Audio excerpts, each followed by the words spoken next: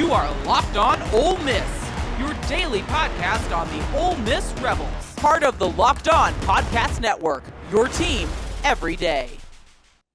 I think it was On3, Ben Garrett, I think, that did a story about true freshmen that could see the field this year, and he named a whole bunch of names. And, I mean, they do a good job. I'm not doubting anything that they're hearing or anything like that. But me personally, just looking at what's gone on over the last 4 or 5 years, it's way too many names to know about. We talked about Dante Core earlier in this podcast, and I do think that he is on the cusp of being in the rotation and being one of those 1 or 2 players that get a little bit of playing time, whether it's Suntarine Perkins, Quinshon Judkins. If you come in and you're good enough, you can play, and they will play you. And Dante Core is coming in as a 3-star, but ready to go out of the box at Ole Miss. So Dante Core is obviously one of those guys. Now, when you look at the next ones, now I'm not talking about special teams. A lot of them are going to play on special teams because they're special athletes. But when you look at players that are in position to make an impact on the Ole Miss Rebels moving forward, the first player that I am looking at was signed Winston Watkins. Winnie Watkins is somebody that was in the social media sphere in the early part of not camp, but spring football. He was somebody that made play after play after play. You talk to sources, he's currently making play after play after play. He's somebody that I expect to get on the field sooner rather than later. But the problem is, and this is the problem that you're going to run into with Ole Miss true freshmen from time to time. Are you going to take Cayden Lee off the field for Winston Watkins? And when you take Cayden Lee off the field and you don't do 12 personnel, because Caleb Odom is a thing now to where I think 12 personnel is going to be used pretty consistently, that lets you know the substitution problem that they're going to have. They work at tempo a good bit. They do not substitute very often. There's a chance that Winston Watkins doesn't see the most part of the field over the season. He is somebody that can play. He has the talent to do it, but he might not play, if that makes sense. He's somebody that I think is the leader in the clubhouse for offensive playing time currently, not counting the 2 offensive linemen to see what's going on, but we'll talk about them in just a second. On the defensive side of the ball, there's Andrew Maddox, who, according to multiple sources, is playing really well in fall camp. But I do not know that he is going to play as a true freshman in regular game time. Like the stuff that Cam Franklin and William Echoles played in a year ago, yes, he will get those snaps, absolutely.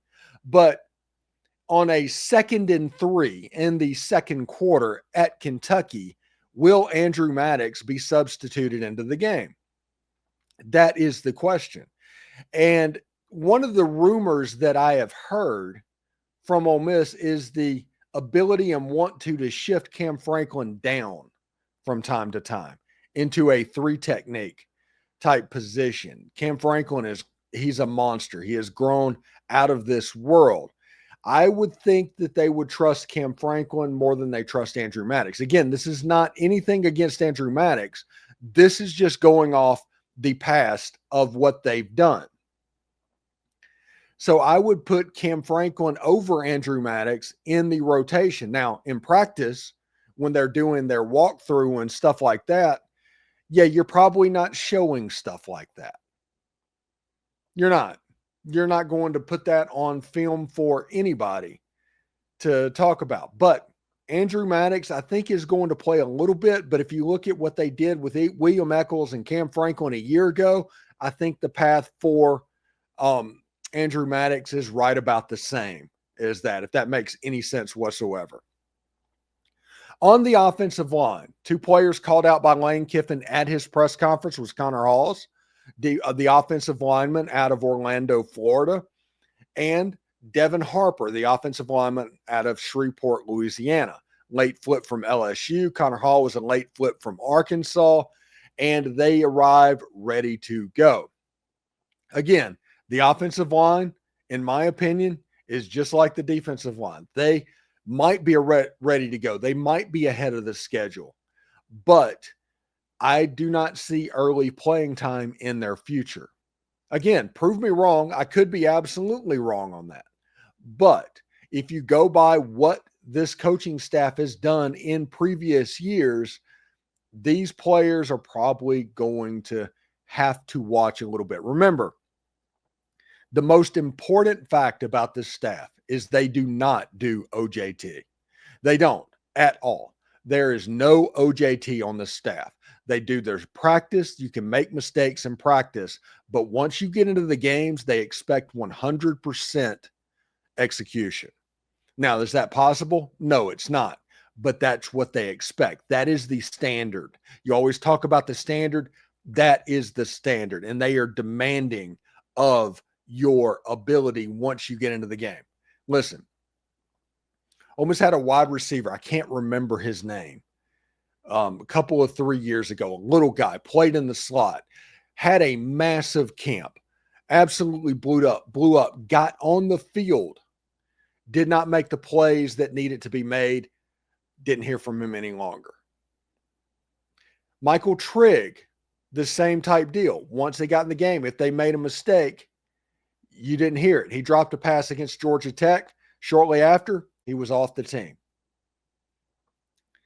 Third, Aiden Williams, wide receiver that was an Under Armour All-American that came to Ole Miss, got into the game early on, had a big fall camp. They were very impressed with him, got into the game, dropped a couple of passes, lined up wrong, had a bust on a route.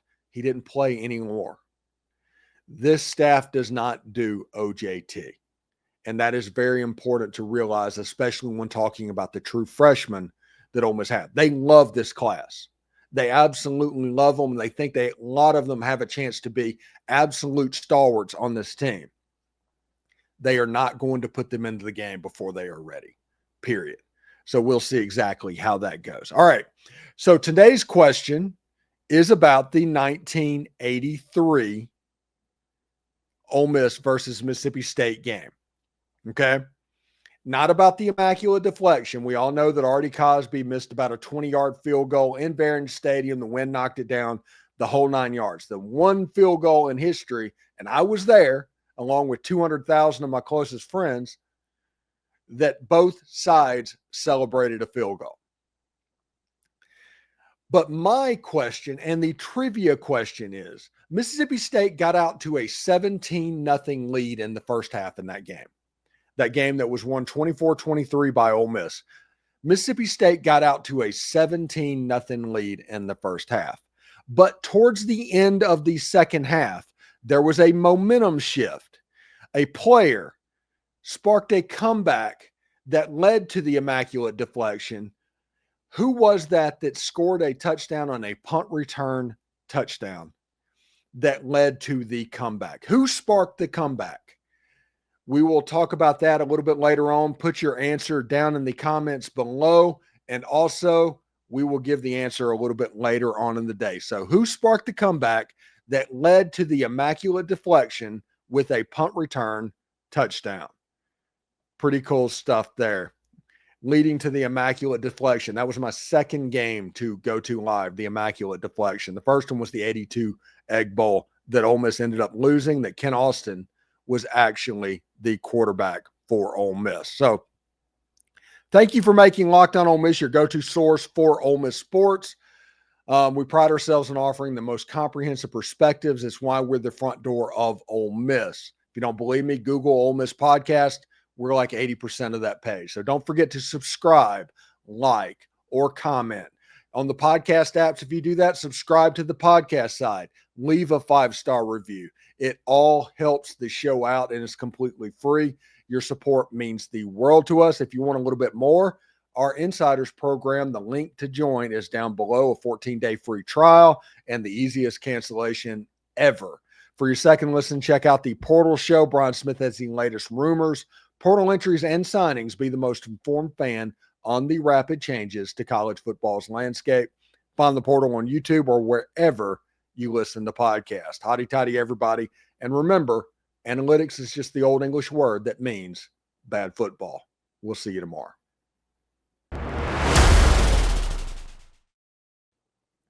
As the summer winds down, there's something nice about getting into a routine that you love, and Wayfair makes it easy to set yourself up for the season ahead. From bedding and linens to storage solutions for every room, Wayfair is a one-stop shop to refresh your home. I recently grabbed a recliner from Wayfair because of my surgery, and now it has been the perfect addition to my living room furniture and my home. In fact, even after this, I still use it, and it has become absolutely indispensable. Those recliners can be absolutely perfect and game-changing for you. This is the perfect time to get your home ready, whether it's organization or upgrading a workspace or making weeknight dinners easier. Get organized, refreshed, and back to a routine for way less. Head to wayfair.com right now to shop for all things home. That's WAYFAIR.com. Wayfair, every style, every home.